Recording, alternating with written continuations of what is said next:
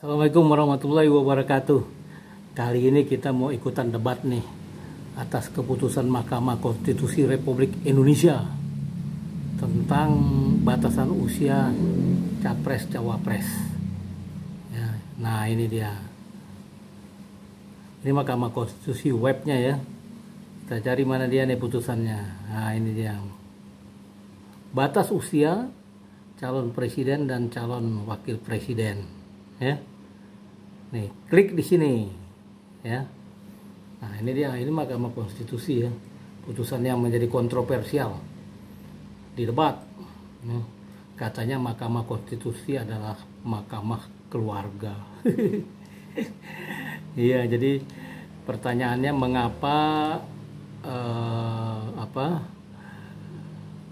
perubahan tentang capres, batas usia capres cawapres itu diajukan sekarang, kira-kira bulan-bulan lalu ya, nih batas usianya nih ya, diajukan oleh sekelompok orang ini pemohon ya. Dan digolkan sekarang juga gitu, disetujui sekarang juga, walaupun beberapa hakim tidak setuju dengan alasan tertentu. Tapi mengapa disetujui yang sekarang, artinya menggolkan Gibran menjadi wapresnya Prabowo gitu loh. Jadi ini digolkan atau diajukan beberapa bulan lalu, langsung sidang gol. Nah, akhirnya Gibran dapat lolos menjadi cawapres. Kenapa nggak untuk berlaku untuk tahun 2028 gitu bos, ya kan? Jadi enak bos, jadi jangan, sehingga tidak ada debat. Ini kan Mahkamah Konstitusi, artinya menjaga konstitusi, jangan dengan mudahnya menerima gugatan-gugatan ini. Orang-orang ini hanya sekelompok orang ya. Ini kalau di sini pemohon cuma satu orang ya, ini kan faktanya yang tertulis di sini kan. Dan pemohon ini bukannya Gibran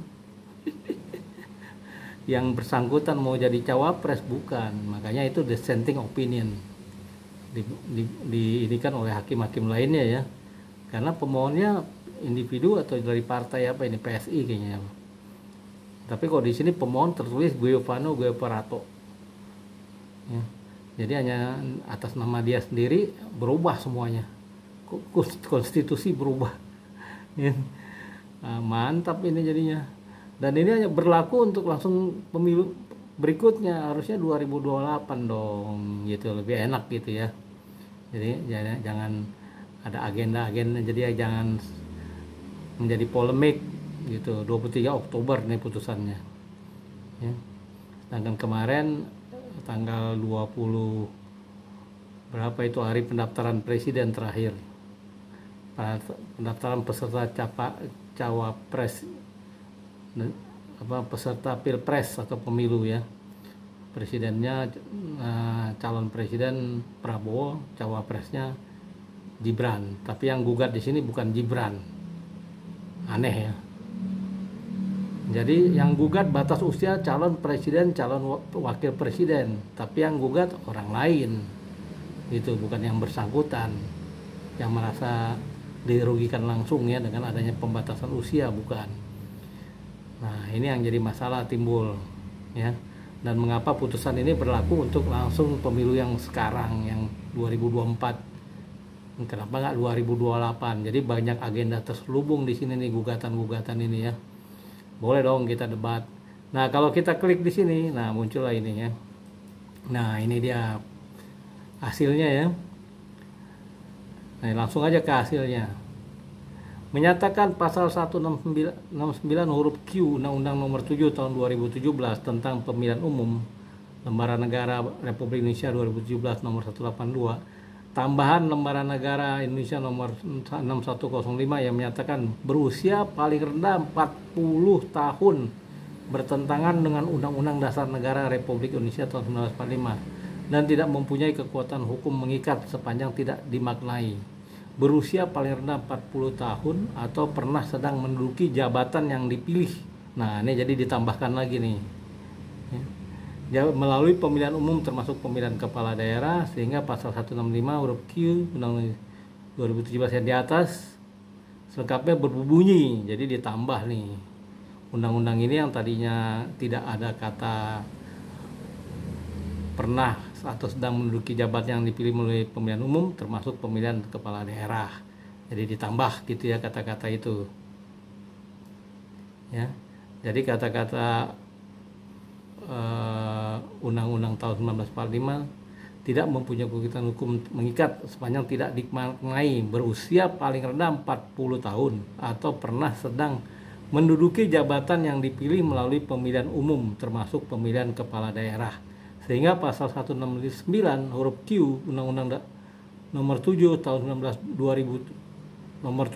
2017 tentang pemilihan umum selengkapnya berbunyi, berusia paling rendah 40 tahun atau pernah sedang menduduki jabatan yang dipilih melalui pemilihan umum termasuk pemilihan kepala daerah. Tuh ditambahkan kata-kata gitu Undang-Undang nomor 7 tahun 2017. Itu loh, itu yang membuat kontroversial. Karena apa? Yang dissenting opinion hakim-hakim lainnya mengatakan bahwa yang mengajukan itu bukan orang yang berwenang langsung gitu, bukan orang yang memiliki kepentingan langsung. Satu. Kedua, yang mengajukan gugatan ini ya atas Undang-Undang nomor 2017 tadi ya, bukan orang yang bersangkutan langsung, tapi partai atau nama pribadi tadi, pemohon nomor 1 tadi ya. Nih, pendapat berbeda, dissenting opinion ya. Jadi perkara ini dissenting opinion, tapi dikatakan tambah-tambahan tadi kata ya. Jadi yang menggugat bukan orangnya langsung. Menimbang bahwa berkaitan dengan putusan Mahkamah Konstitusi nomor 23, saya Suhartoyo, ini hakimnya, memiliki pendapat berbeda, bahwa sebagai pendapat berbeda dalam perkara nomornya, di mana saya tidak memberikan kedudukan hukum, jadi dia nggak memberikan legal standing kepada para pemohon dengan alasan bahwa para pemohon bukan subjek hukum yang berkepentingan. Seharusnya Gibran sendiri yang berkepentingan, gitu loh. Ini menurut Hakim Suhartoyo loh, bukan menurut gue. Jadi yang berkepentingan langsung untuk mencalonkan diri sebagai presiden atau wakil presiden, sehingga pemohon tidak relevan memohon untuk memaknai norma pasal 169 huruf Q Undang-Undang nomor 7 2017 untuk kepentingan pihak lain, gitu loh. Jadi pemohonnya tadi itu, ini kalau di sini ya, pemohonnya cuma satu orang ini, Govitno Guratno, berhasil merubah Undang-Undang nomor 17 pasal 169Q dia sendiri untuk demi orang lain gitu. Ada kayak mindahin gerobak ini aja, kayak mindahin gerobak sate begitu loh. Sedangkan dengan mudahnya ini langsung diputuskan. Harusnya ini permohonan seperti ini ditolak dari awal gitu, karena tidak ada kepentingannya dia gitu, bukan yang berkepentingan langsung, tapi diterima permohonan dari awal. Jadi hakim ini yang menolak saya berperkara aku pun tetap merujuk pada pertimbangan hukum dalam pendapat berbeda. Perkara nomornya saya jadikan rujukan dalam pendapat yang berbeda, perkara nomor ini ada rujukannya lagi ya. Jadi banyak perkara-perkara lain yang udah masuk ke Mahkamah Konstitusi, ada dissenting opinion, itu rujukannya gitu. Nah, jadi yang memohon seharusnya langsung dari calon itu sendiri, Gibran, jangan orang lain, dipakai tangan orang lain, gitu loh. Itu kata hakim dissenting opinion. Tapi apapun ini kan Gibran udah terjadi, udah daftar gitu ya. Sekarang kita lihat dari nanti janji-janji politiknya sesuai nggak gitu, semuanya nih capres-capres, cawapres gitu loh, janjinya apa, yang dijalanin apa. Jadi dalam rapat hakim oleh 8 hakim konstitusi, Anwar Umar selaku ketua melangkah.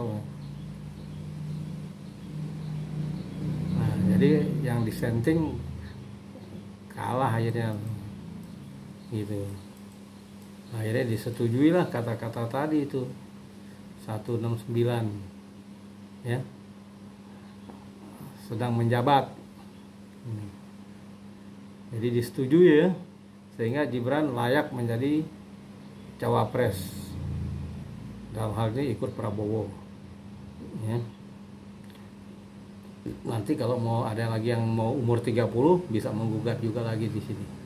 Ya, kepala desa mau jadi cawapres, kepala desa baru umur 30. Boleh pakai tato. Nah, jadi ditambahin yang pakai tato juga boleh. Ya. Gitu loh. Jadi jangan fleksibel gitu ya, jangan yang terlalu ketat. Jadi siapa aja berhak mencalonkan capres, menjadi capres, cawapres, bukan hanya kepentingan untuk Pilpres 2024 aja gitu. Nanti yang pakai tatoan kepala desa nggak boleh jadi cawapres. Oke, begitu aja. Wabillahi taufiq wal hidayah. Wassalamualaikum warahmatullahi wabarakatuh.